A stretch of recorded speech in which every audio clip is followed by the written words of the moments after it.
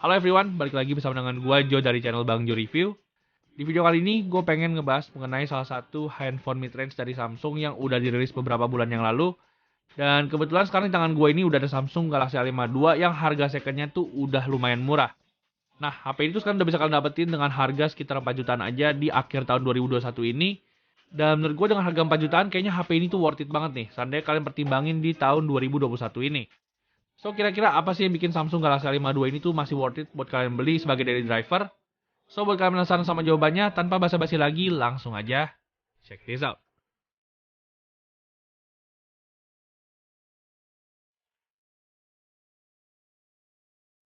Oke, first of all kita bakal mulai dulu nih dari ngebahas mengenai desainnya Samsung Galaxy A52 ini. Nah, di sini kalau gue bisa nilai Samsung Galaxy A52 ini tuh punya desain yang menurut gue cocok banget buat anak-anak muda. Karena kalau seandainya kita lihat dari desainnya, Samsung Galaxy A52 ini tuh cenderung punya desain yang cukup simpel. Feel HP ini menurut gue nyaman banget buat digenggam karena body form factor-nya itu bentuknya cenderung mengotak.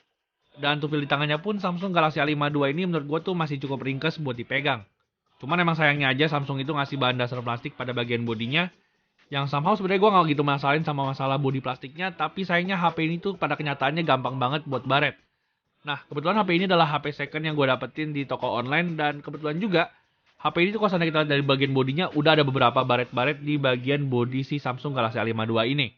Akhirnya gue consider buat pakai skin dari Formi Indonesia karena harganya tuh overall menurut gue cukup terjangkau.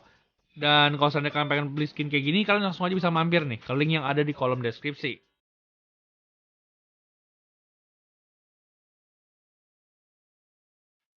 Lanjut ke bagian desain layarnya, di sini Samsung Galaxy A52 menggunakan layar full screen dengan punch hole di bagian tengah layarnya. Dan di sini kalau seandainya kita lihat desain layarnya, HP ini sudah punya desain bezel yang tipis di bagian kiri kanan dan juga atas, namun sayangnya di bagian bawah tuh masih agak kelihatan tebal ya. Untuk spek layarnya sendiri, HP ini membawa layar berukuran 6,5 inci dengan panel Super AMOLED. Dan untuk resolusi layar sendiri, HP ini tuh udah menggunakan layar resolusi Full HD Plus dan juga memiliki refresh rate 90 Hz. Seperti yang kita tahu, layar HP Samsung itu emang udah terkenal dengan kualitas layarnya yang bagus dan juga tajam.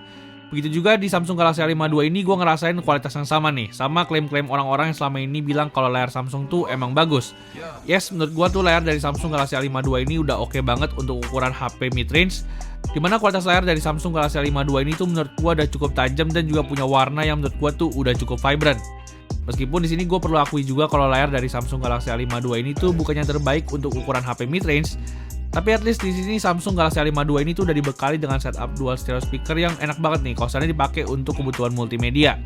Untuk kualitas suaranya menurut gue dihasilkan dari Samsung Galaxy A52 ini tuh udah cukup balance antara speaker atas dan juga speaker bawahnya. Dan ditambah lagi HP ini juga dibekali dengan lubang earphone jack 3,5 mm yang menurut gue tuh bakal mendukung banget nih untuk kegiatan multimedia kalian sehari-hari.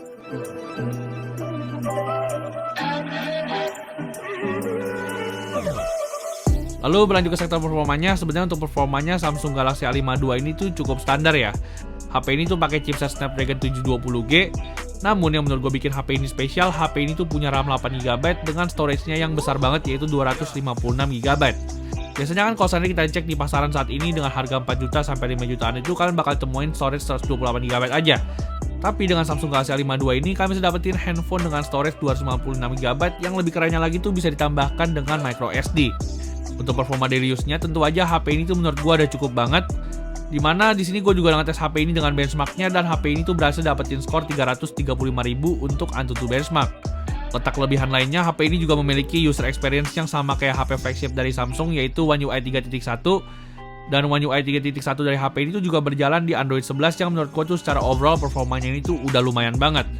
Dipakai untuk kegiatan sehari-hari seperti sosmed ataupun buka marketplace online, HP ini tuh tentu aja lancar banget. Begitu juga untuk performa gamingnya, di sini gue udah tes dengan dua game andalan gue yaitu PUBG Mobile dan juga Genshin Impact. Si Samsung Galaxy A52 ini juga menurut gue masih memiliki performa yang mumpuni banget. Di sini gue udah tes dengan game PUBG Mobile dan HP ini tuh bisa ngasilin smooth ultra dengan gameplay yang cukup lancar. Meskipun di sini untuk main game Genshin Impact HP ini tuh agak sedikit keteteran nih, meskipun gue udah setel HP ini dengan grafik default. Tapi kalau seandainya di sini kita turunin lagi grafik dari Genshin Impact-nya ke yang paling rendah, di sini menurut gue gameplay dari Samsung Galaxy A52 ini tuh bakal baru berasa cukup lancar nih, di sekitar 25-30 fps.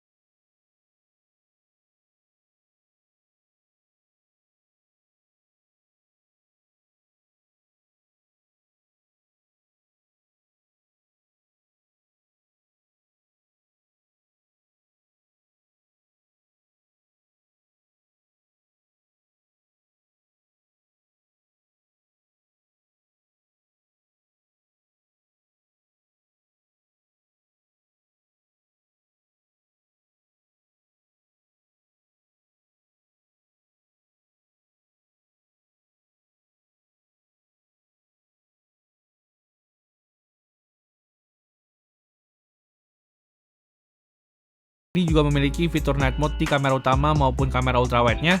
Tapi sebenarnya menurut gua agak sedikit disayangkan ya, kenapa di sini untuk hasil foto night mode-nya ini tuh agak sedikit ke crop. Jadinya kalau seandainya kita ini pakai kamera utama dan juga pengen foto dengan fitur night mode, hasilnya itu menurut gue jadi lebih dekat dan overall tuh sebenarnya untuk hasilnya biasa-biasa aja. Malahan gak jarang juga hasil foto auto dari HP ini tuh lebih bagus ketimbang hasil night mode dari Samsung Galaxy A52 ini. Tapi kalau seandainya dipakai di kondisi ekstrim low light baru kelihatan nih, Samsung Galaxy A52 ini tuh punya night mode yang menurut gue tuh udah cukup bagus.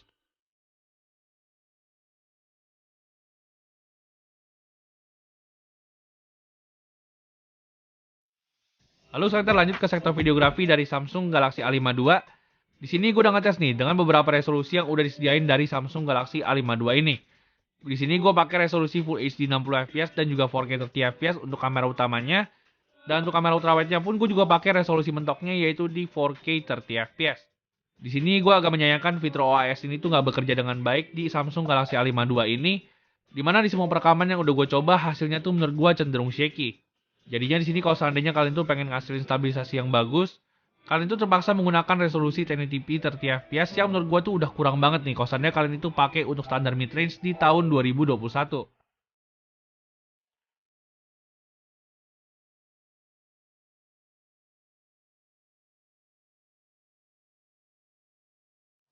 Lalu untuk kamera depannya sendiri, Samsung Galaxy A52 ini tuh dibekali dengan kamera depan sebesar 32 megapiksel, yang dimana untuk hasil fotonya gue itu overall nggak ada komplain sama sekali sama hasil foto kamera depannya Samsung Galaxy A52. Hasil fotonya overall Samsung Galaxy A52 ini tuh udah bagus banget untuk ukuran HP mid-range. Dan di sini tuh perekaman kamera depannya menurut gua Samsung itu udah cukup bagus karena HP itu menyediakan fitur 4K 30 fps. Di sini gue udah tes hasil videografi di kamera depan Samsung Galaxy A52 ini.